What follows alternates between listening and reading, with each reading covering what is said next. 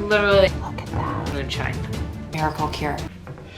Low fat of the early 90s. Weight Watchers of the early 2000s. 2010 we got hit with If It Fits Your Macros. In the last 5 years it's been intuitive eating, and what is the new trendy hot girl on the street? Gut health. From scientifically proven facts from registered dietitians to the most bizarre beverages consumed, it is the new wellness fitness diet trend to hit TikTok. Problem with it is starting to get hijacked by the wellness community. And by wellness community, I don't mean like the well-hearted trainers and dietitians trying to help you all. I mean like the wellness company that was the diet industry, that was the tobacco industry before. There's just like that industry, the beauty industry, the hidden one in the corner, just trying to get our money. Over the last week, I've been experimenting with the biggest gut health TikTok trends, reached out to a registered dietitian, and gonna bring all that to you guys.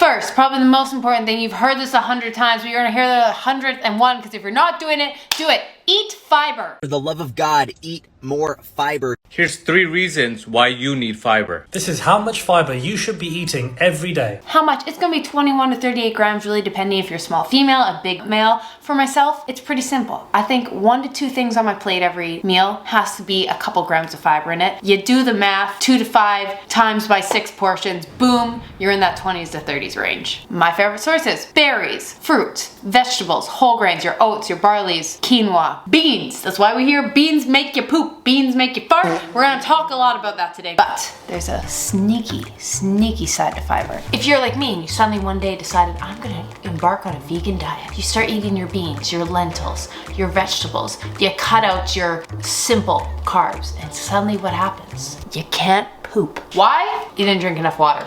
Tracy, love you, go drink some water. Oats, mixed seed, walnuts, almonds, we got the go-to fiber. Strawberries, blueberries. Today we got veg, hummus, great fiber, potatoes, I find my stomach loves, some chicken kebabs. There's so much fiber in this. This is a classic example of like, fiber doesn't have to be boring. Oh my gosh, so good. It just hurt the wallet. I put it on YouTube because business expense. Normally I just make a knockoff version at home. But you know what? For you guys, oh, hot chocolate. I approve eating more fiber for better gut health simply because many people don't eat enough fiber, and generally speaking, foods that are high in fiber are good for us. There are some exceptions because some people, especially with IBS, respond differently to different types of fiber, but generally I improve eating more fiber. Number 2, I decided to try the internal shower. Chia seed, lemon juice, water. Internal shower?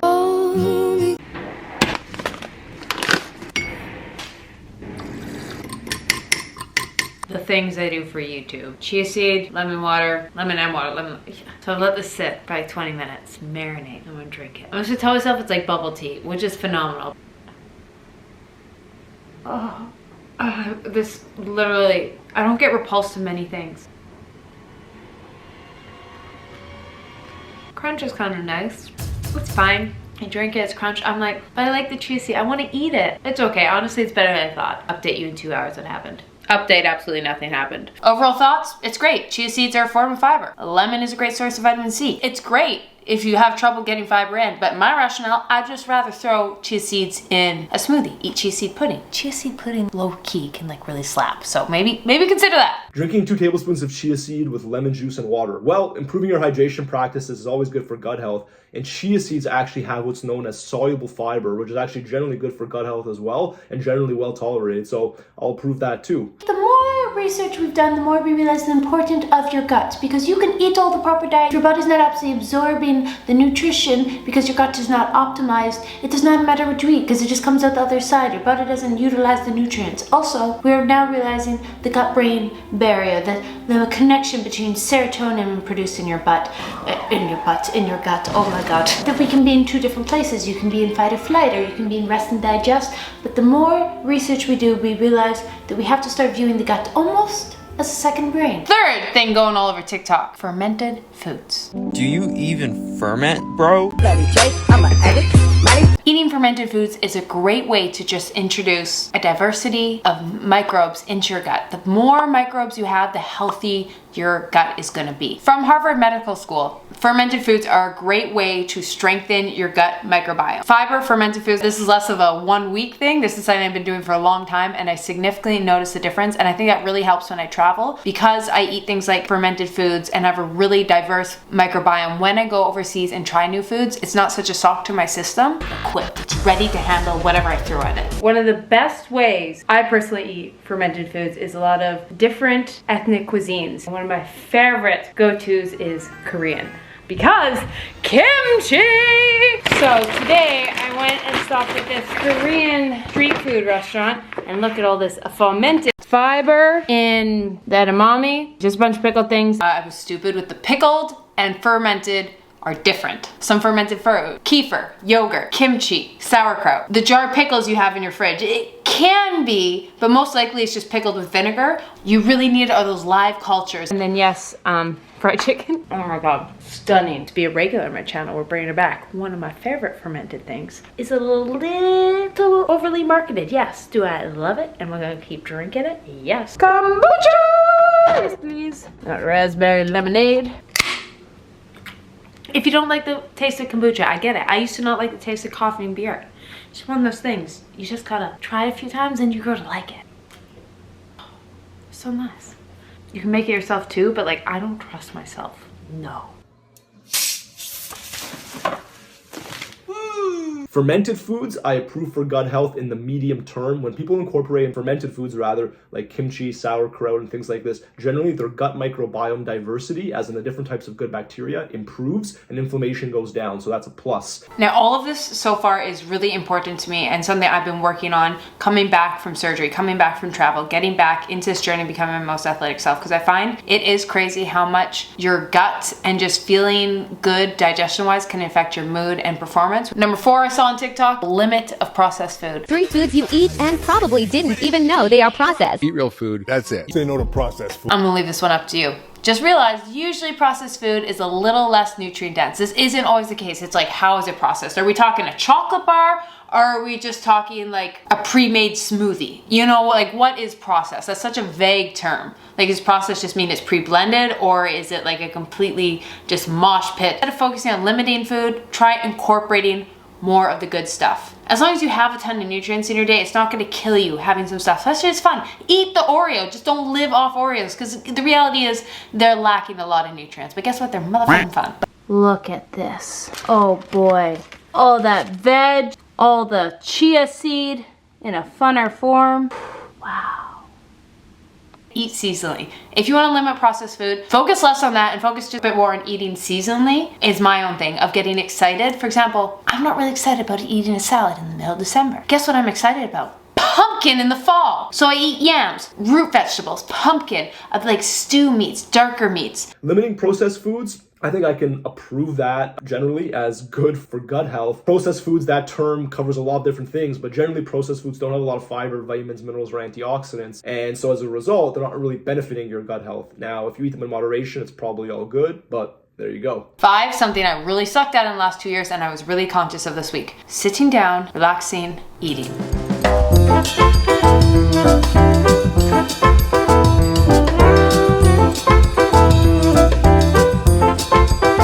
We all got in a bad habit in COVID, working from home. We go straight from our office, sit down, 20 seconds later, I'm still in work mode. I'd eat, and I'm still thinking about 100 deadlines I have, and the world is imploding on me, and I don't know what's going on. I'm telling my body, digest this food as well. And I'm sitting here and being like, you are stressed, you're running from a line, and you expect me to digest this? I'm not gonna digest this. I'm gonna let it sit here until you sit down and just let me do my job. So this week, I was really good. Even if I was working from home. After I was done work, I'd go for a little walk around, I'd come back to my apartment and I'd make it a sanctuary, which you've seen many times on this channel, like how I make a nice peaceful place, because your body's in 2 states, fight or flight, action, go, chase, get us food, or rest, relax. Your body digests better when it's relaxed. It is a muscle. Your gut digesting is a muscle. So if you're doing other things, it can't fully do that, and it's a lot harder on it. If you can just sit and relax and enjoy it and be mindful, it's gonna digest a lot better. So what did I do?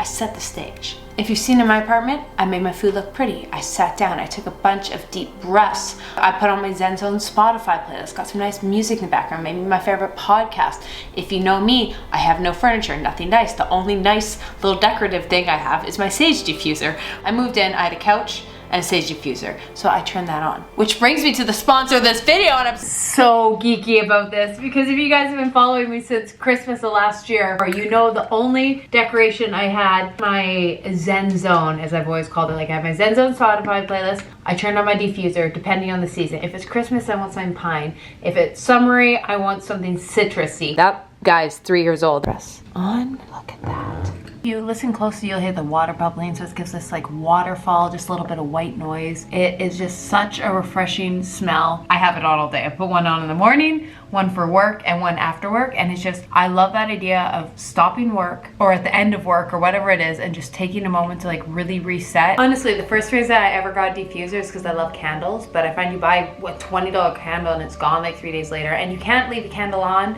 when you leave your apartment, but I want to come back to that nice smell. The nice thing with this diffuser is I put it on and it just freshens my room. That sticky feeling, you've been working at home all day, and that like dead air, like kind of gross feeling the air starts to have. Maybe that's just me, but I find I put on the diffuser and it's just like refreshing. Especially when I work from home, it's so nice to be like, this is morning relaxation. This is energizing during the day work. This is when I stop, rest, digest, relax, and then this is evening. For me, I find smell is one of the best ways to do that. And even the science of smell. Science has neurological pathways to memories. Great example I can give you, think of a campfire smell. If you smell that, that immediately brings you back to like a childhood vacation, or if you smell baked goods like cinnamon buns in a bakery, that brings you back to making chocolate chip cookies with your mom. Or there's been science about if you want to study with a specific smell and right before you take the test, smell that, there is just a link between smell and memories. Present moment one I'm smelling right now is very citrusy, so I like it. Summer, going into fall. There's a deep breath one that I love, is like eucalyptus I have at night. I find it's a very simple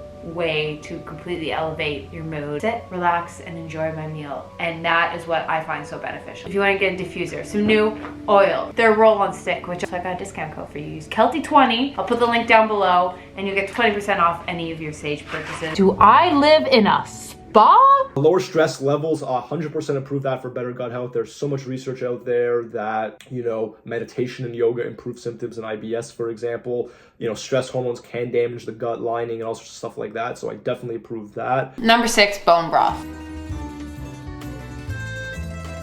This is one I'm skeptical of, but also believe. Now, what is bone broth? It is great. It's high in iron, vitamin A, fatty acid, psyllium, zinc, manganese, and protein. So there is links to it, and it is a great resource, but just realize people are gonna sell it like it's a miracle cure. It's a great thing. Bone broth and broth in general goes back in time. We've been eating it forever, like fermented food, and it is awesome, but just be conscious that people are selling it to make a profit. He was facing 6 years. 8 years. Facing 25. Full confession about bone broth. Here. Oh no! This is gonna explode when I open it. Oh. Bone broth! Bone broth! Bone broth! These are all several months old. I always buy bone broth with the intention of drinking more bone broth, and I always forget. And I love it whenever I do it. I just don't have a habit of it. Every once in a while, I'll go through a bone broth phase. Yeah. Sometimes it's not the concept, it's the execution. Drinking bone broth, I think that's neither here nor there. I'll give it a conditional approval. I've seen some research that shows some of the compounds in it could reduce inflammation in the gut, but there's not a whole lot of evidence for me to go and call that a gut health superfood. Number 7 that I saw on TikTok that I made sure to try this week, but honestly, I think I've been doing this for a while. Boiled or steamed veggies. I love my veggies. Eat your veggies, the fiber. But realize, if you are like me and you go to a dinner party and they have a nice spread, they got your chip plate, they got your veg plate, they got fruit plate. Yeah, I'm hitting the chips. I'm hitting the fruit.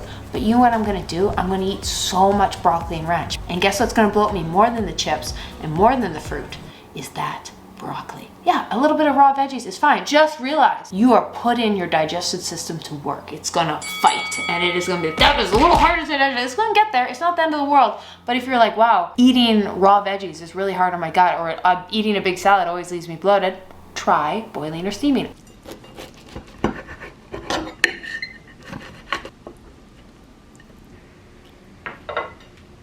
Eating vegetables boiled or steamed. I mean, heck, for most people, eating vegetables anyway is going to improve the fiber, vitamin, mineral, antioxidant content of the diet, which will improve gut health. There are some rules or exceptions, let's say, if people have sensitivities to certain types of fiber, but generally I approve that. Number 8 on TikTok. This is where it starts to get on my, sleeping on your left side.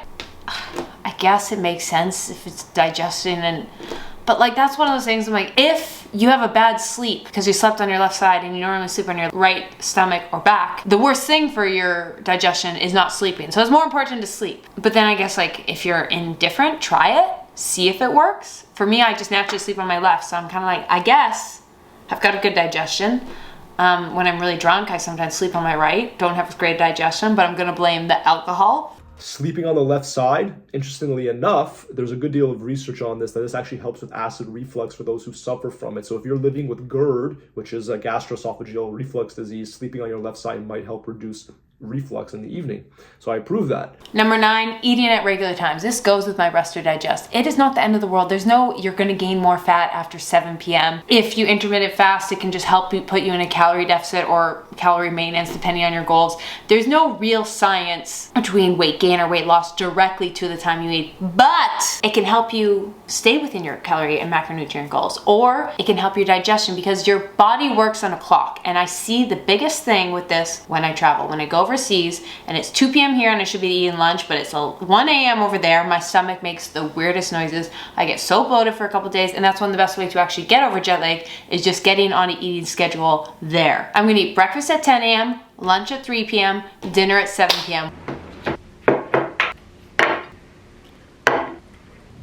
Oh baby. And this is actually the biggest difference I find for me and sports performance. I used to just go balls to the walls, eat whenever I could squeeze it in when I was playing basketball and even the last little while. And I find such a crazy difference when I'm just mindful of like the portion size. If I'm eating a bigger meal, I'm not gonna eat it within 2 hours exercise. The closer I get to exercise, the smaller the meal I make, or the more easy to be digested, like drinking my calories. Eating at regular times could be beneficial for some people because not everyone responds well to eating infrequent large meals. You know, they don't sit as well in the digestive system. That's neither here nor there. It's really an individual thing. So I'll give eating at regular times conditional approval. I think it's much more important that you eat slowly and mindfully and that you make generally nutrient-dense choices.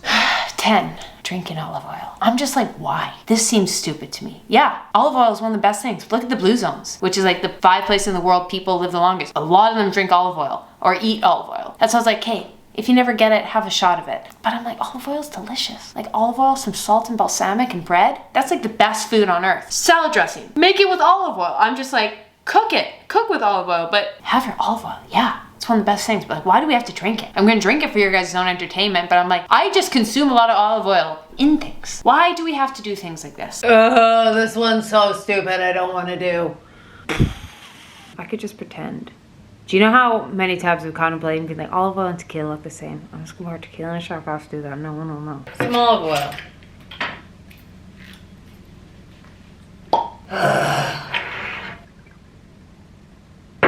Oh no. Why? I will not know the difference. I mean, I do love it. It just seems like such a waste. Here's to you, my friends. To the internet, to wellness, to gut health. There are short ships and there's tall ships, but the best ships are friendships.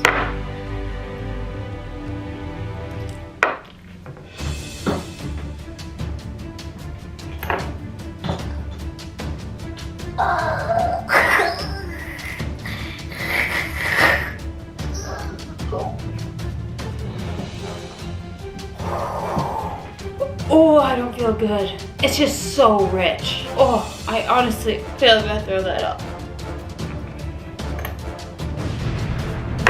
I need something to cleanse my palate and tequila seem better. That's gonna make you hate olive oil. Don't do this.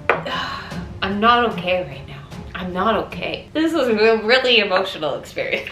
Drinking olive oil, I'm gonna reject this one. I don't really see the benefit for the human gut to do that.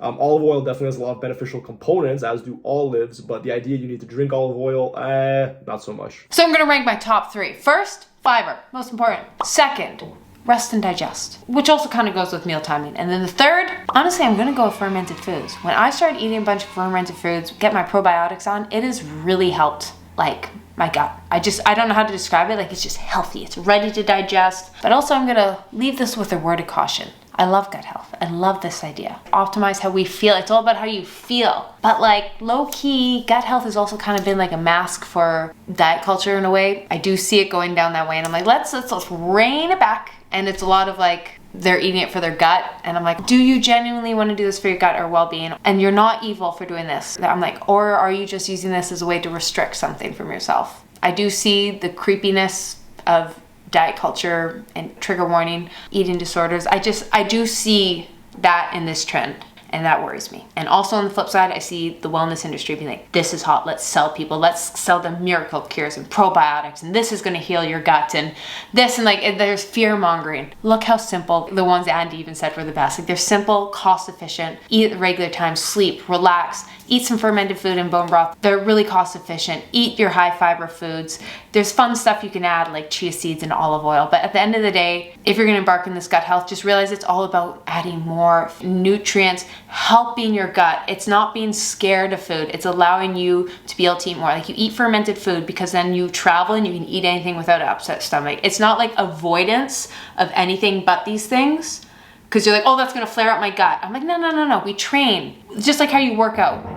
You work out, so whatever's thrown at you, you can handle. That's kind of how you have to treat your gut. Like, give it all the resources it needs so it can perform the best. The window wipers are coming down, and now they're watching me, and I've got to do my outro. Oh my God. So this is a really awkward outro because they're staring here. Have a great day. Go pet a dog. Love you guys. Bye.